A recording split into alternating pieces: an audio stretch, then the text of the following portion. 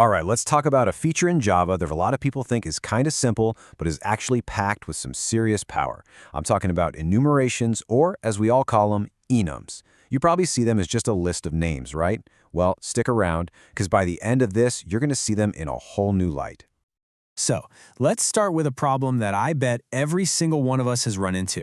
You're digging through some old code, and you see something like a variable being checked against, say, the number 2, or maybe the string processed. What on earth does that mean? These are what we call magic numbers or magic strings, and they are a total nightmare. They're fragile, super confusing, and just a breeding ground for all sorts of nasty bugs. And this slide just nails it, doesn't it? On the left, you've got int status equals 2. Okay, what is 2? Is it shipped? Is it canceled? Is it, I don't know, on fire? Who knows? Any random number could accidentally end up in there. But then you look to the right, status.shipped. Bam! It's crystal clear, it's readable, and the best part, the compiler is your best friend here. It literally won't let you assign some random invalid status. This is exactly the kind of mess that enums are designed to clean up. So, how do we fix this? How do we get from that messy situation to that nice, clean code? Well, the solution is super elegant, and it's built right into Java. Okay, so here's the official definition, if you will. An enumeration, or enum, is a special Java type that lets a variable be one of a fixed set of predefined constants. You know, things like the days of the week, or the status of an order, or maybe the suits in a deck of cards. The really important words there are fixed set and type. It's not just a bunch of numbers or strings, it's a brand new, distinct type that your program understands. And would you look at how simple it is to create one? Seriously, that's it.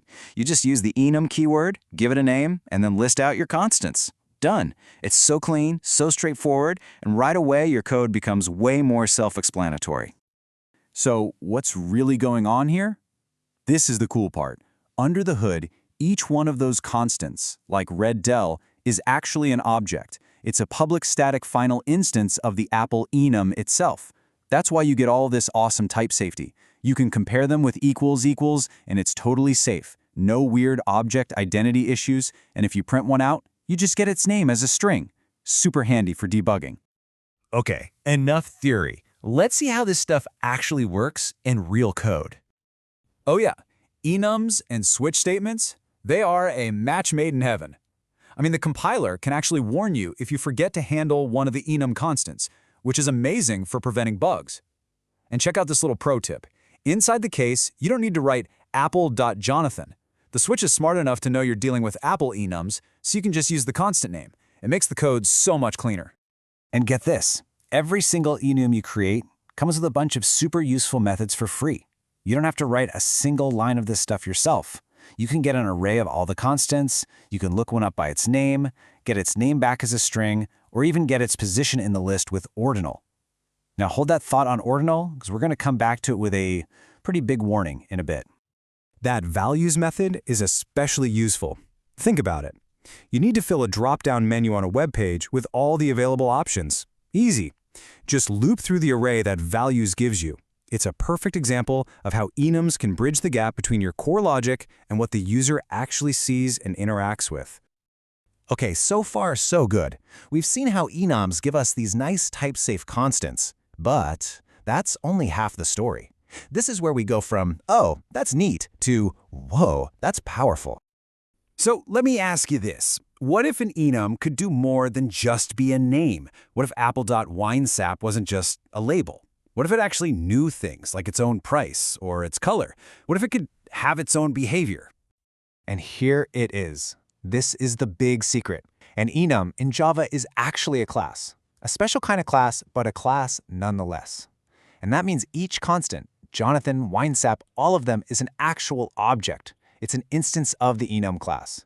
And once that clicks, everything changes. A whole world of new possibilities just opens right up. So how do we actually do this? It's really just 4 simple steps. First, you add instance fields, just like you would in any normal class, to hold your data. Second, you create a constructor to set up those fields. Then, and this is the cool part, you pass the data right into the constructor when you declare each constant. And finally, you just add methods, like getters, to expose that data. It's that simple. And look at what you get, a beautiful, type-safe constant that carries its own data around with it. You can literally just call apple.winesap.getPrice to get its price. This is huge. It lets you bundle your data and the behavior that acts on that data together in one logical, super clean place. Okay, now that you've seen just how powerful these things can be, let's talk about some pro tips and, more importantly, some common pitfalls to avoid so you can use them the right way. All right, listen up, because this one is super, super important. Remember that ordinal method I mentioned, the one that gives you the position? It can be really tempting to save that number in a database or send it over an API. Do not do this. Seriously, the moment someone on your team decides to reorder the constants in that enum file, and they will, all of your existing data becomes corrupt. It'll silently point to the wrong values. It is a ticking time bomb. Always, always use the name string, or better yet, an explicit field you create, like a code. So here's a quick cheat sheet for you. On the do side, always use that uppercase naming convention. It's standard. Definitely add explicit fields for any data you care about, like a code or a price, and keep the behavior you add focused. On the don't side, I'm going to say it again, don't persist the ordinal. Don't cram huge amounts of business logic into your enum. It's not a service class. And hey, be careful with that value of method. If you're passing in user input, make sure you handle the case where it might not be a valid enum name. Now here's one more power-up for you, especially if you're working with modern Java. If you ever need to create a set of enums, like a collection of them, don't reach for a regular hash set. Instead, use enum set. It is a crazy optimized implementation that is way faster and uses way less memory because it's specifically designed for the fixed, known world of an enum. So what's the big takeaway here? If you walk away with just one thing, let it be this. Enums are not just lists. They are a fixed set of powerful, type-safe objects. They are tiny classes, each one ready to hold its own data and behavior. And that's a wrap. So I'll leave you with a challenge.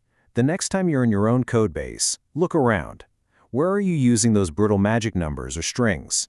Now that you see enums for what they really are, these tiny, powerful classes, what problems are you going to go solve with them? Go make your code better. Thanks for joining me.